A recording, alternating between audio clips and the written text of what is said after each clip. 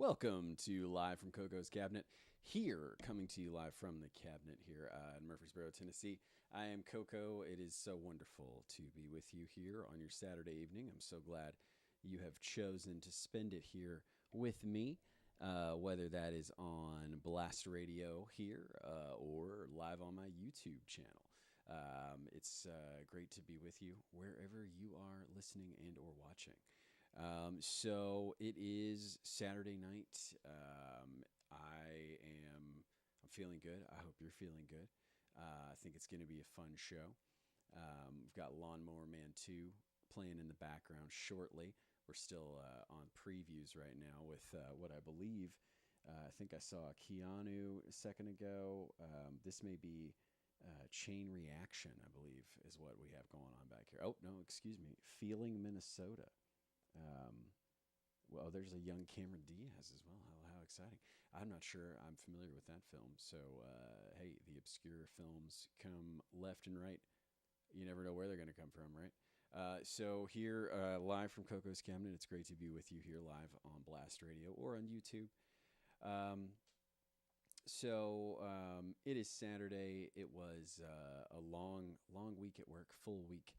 Still been getting over that illness that rendered me feverishly delirious enough where, if you recall, if you watched or listened last week, my Fever Dream recap, where I was recapping the 21 films I watched over the 7 days that I was very ill. It was a wild time. Watched the entire Wedding Veil Hexology from the Hallmark Channel. That's 6 films. That was pretty wild, pretty fun. But also one big thing that's kind of taken over both my watching and my studies. You know, I kind of like to think I'm a student of film. You know, constantly I read film books and try to watch documentaries and whatnot. Taking film classes for my third master's degree with I'll do a little brain flex there, but also like, what are you doing? Why are you doing that? But getting a third master's now in film studies now after my second English my second master's. Excuse me. Let's start over. My first master's was in English with a focus in film studies. At least my graduate work kind of focused there. Second master's in teaching, and then working on number 3 in film studies. Anyway, I am currently my current obsession is Canon Studios, Canon Film Group, Canon Films, the sort of juggernaut from the 80s, 90s, releasing some wonderful, wonderful films. If you have been following me since the days of my when this all started with my Instagram page, just about a year ago, coming on a year, my everything kind of started because I was following my education and the growing collection of full moon movies, and I kind of discovered today, and I was thinking through this today, that I really do have a special spot in my heart for those little, full moon, Troma, Canon, API, things like that. Empire, those early days of things like that.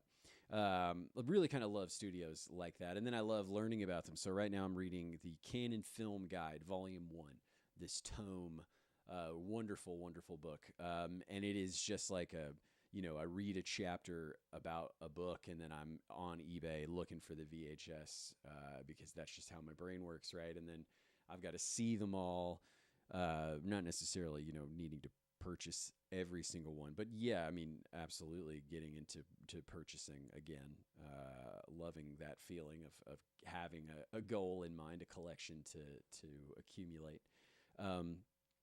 So Canon Films has been kind of taking over my viewing, my watching. I mentioned this on the show last week as well, because we inadvertently watched a Canon movie, Forbidden Dance, which is the Lambada, which was wonderful and really kind of fit right into my oeuvre, and I think I mentioned that last week as well, that it was every bit a movie that belongs here in the cabinet of curiosity. So I'm currently still involved in that, and watching and reading and buying buying tapes and so on that note, I always find it interesting these sort of weird coincidences, that can happen around interests and things like that. So every time I go to my semi-local physical media store, Danger Zone Video, which I mention at least once or twice every week here on the show, um, Jesse always manages to have something that's kind of tied into whatever that current obsession of mine is. And that was the case today as well. And so part of tonight's Tales from the Shelf is going to be dedicated to that find from Jesse's store, Danger Zone Video, today. And the second half of today's Tales from the Shelf is going to be dedicated to my longtime friend and supporter, Chauncey, who made some incredible bootleg tapes for me and a mixtape that was from Christmas that I was just now able to pick up from him because I am A, terrible at hanging out, and B, perpetually exhausted from my job. So we're going to kick things off on tonight with the Tales from the Shelf segment. Now it's time for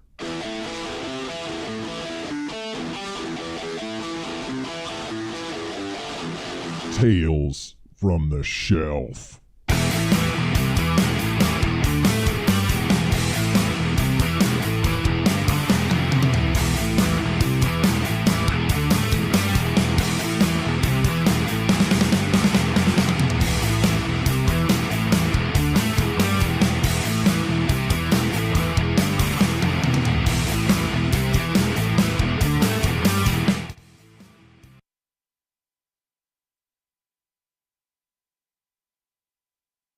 Also, always unmute your microphone before when you come back from a segment intro, folks. All right. That's right. Tales from the Shelf. Here, sorry for that was a very less than artful transition. Didn't quite hit that fade out quite on time. So, I apologize for that rather brash transition here. But Tales from the Shelf tonight. So our first item from the shelf, newly acquired today, the documentary The Go-Go Boys. And this is the inside story of Canon Films, which if you are watching on my YouTube, you can see the cover there. This is released by the MVD Rewind Collection label, kind of a newer boutique label that I've noticed. Well, I guess maybe not newer. This is number 30 in these releases, and this is from a few years ago. Or, well, it's a couple of years ago. So it is probably fairly new. I think it qualifies still as a newer boutique label. Anyway, big fan of boutique labels on physical media, of course. This has a great sleeve with cover art, very reminiscent of the cover art of a Canon film that was released during this time. And you've got some great in the background here, the Revenge of the Ninja cover art blended in there with Over the Top with Stallone. You've got Jean-Claude, of course, Chuck Norris, Charlie Bronson from Death Wish, and then you've got Dolph Lundgren there from He-Man Masters of the Universe, which I actually saw just a little bit of today. Always sit down and watch a little bit of that when I see it on the TV.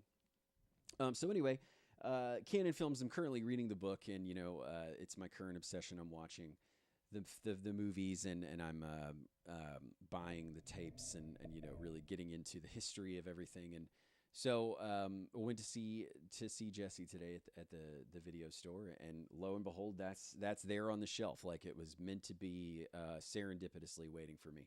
The Go-Go Boys, the inside story of Canon Films.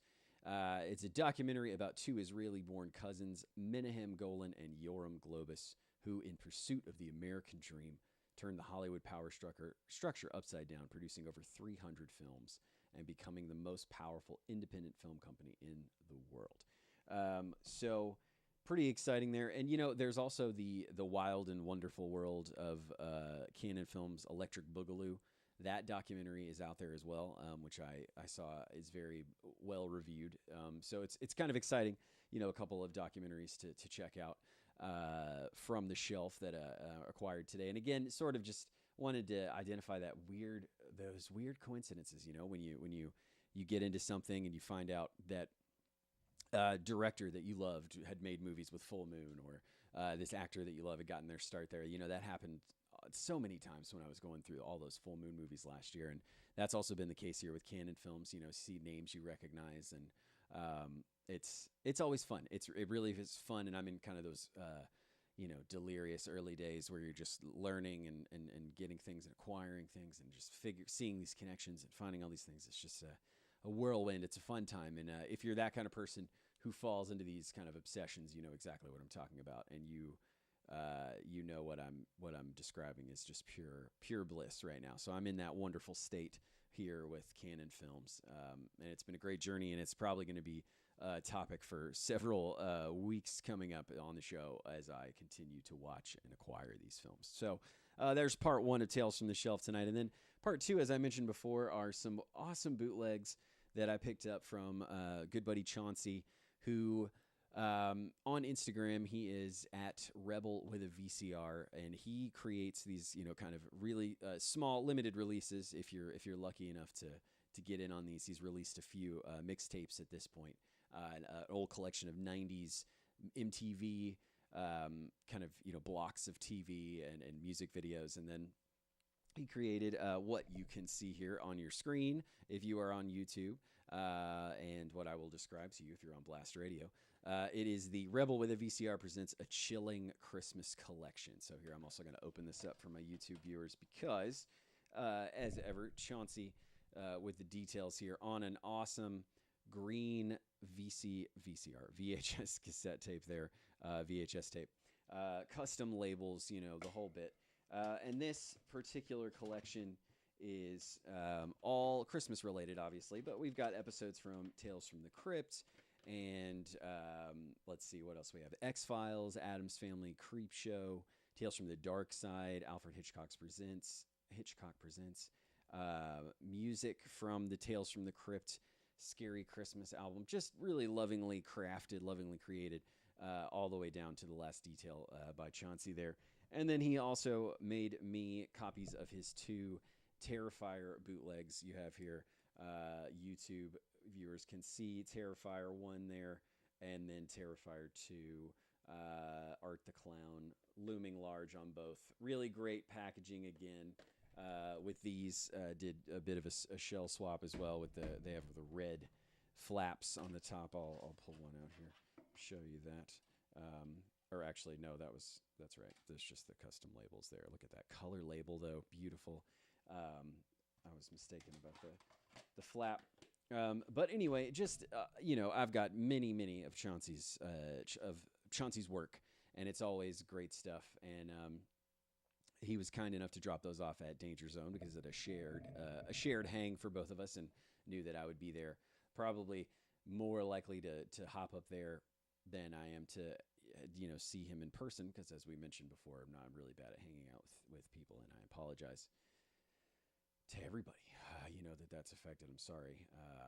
I'll try to do better, and I probably won't. It's really my job is all consuming, and the weekends are kind of the only time, and then I decided to do this on the weekends, so I don't know. What are we discovering here?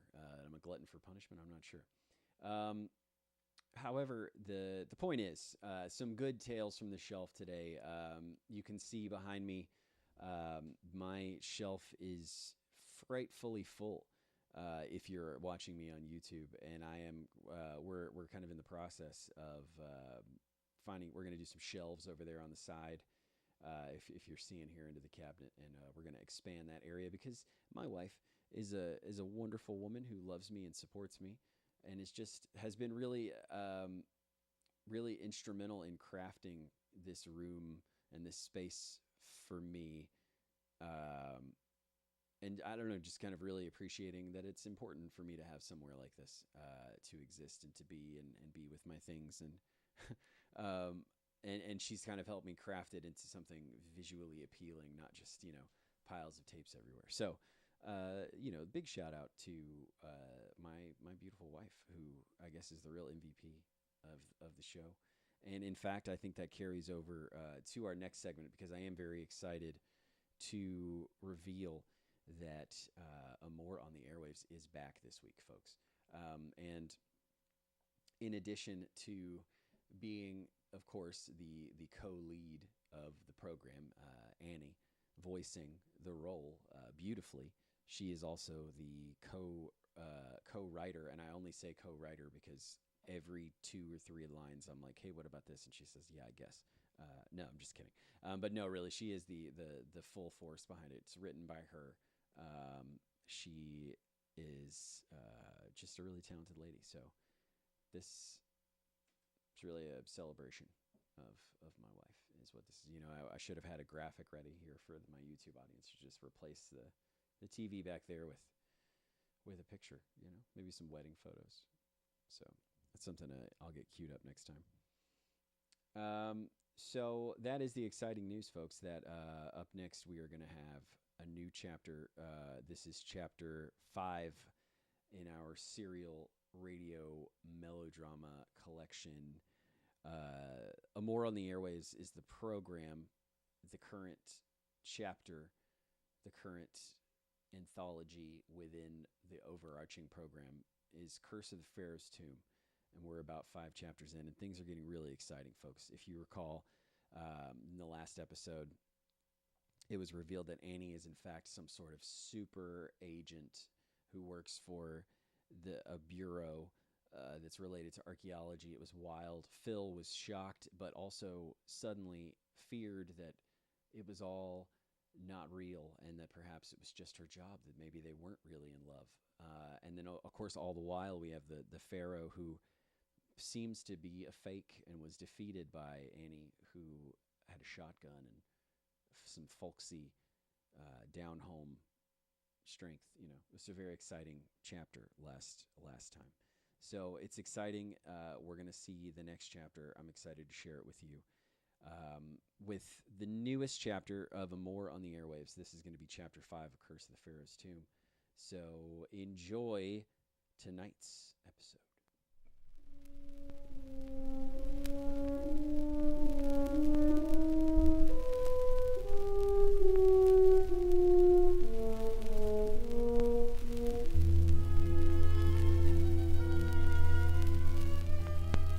Welcome to tonight's episode of The Curse of the Pharaoh's Tomb, here on Amore on the Airwaves.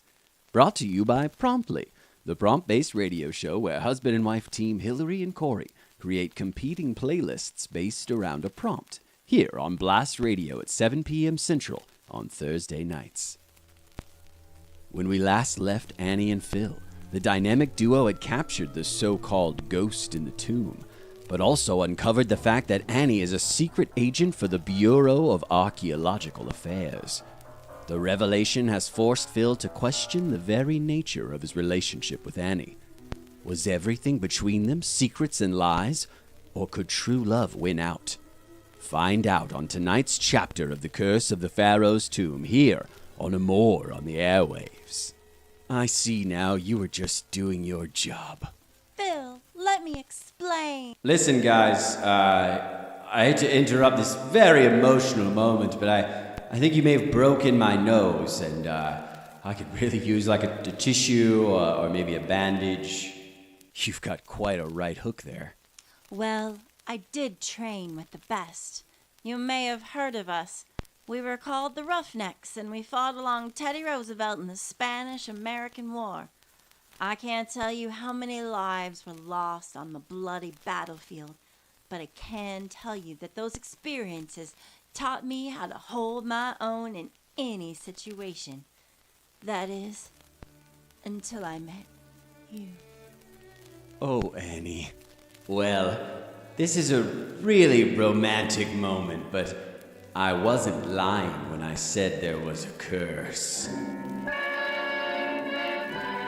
I'm afraid you've both condemned yourselves to a lifetime of misery and despair, As soon as you leave this tomb, calamity will befall you. Calamity? I'll show you calamity. Get on your feet. Let's go. Annie, what's going on?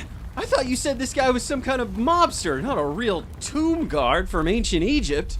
I am the divine protector of all Egyptian pharaohs, benighted by the power of Anubis. I am no petty mobster or human underling. I am your doom.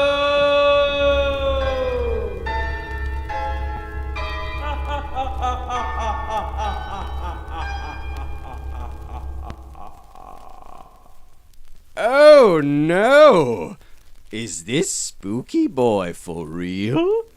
Will Phil and Andy find a way out of this mess? Tune in next week to find out these answers and more on the next thrilling chapter of The Curse of the Pharaoh's Tomb, here on Amore on the Airwaves.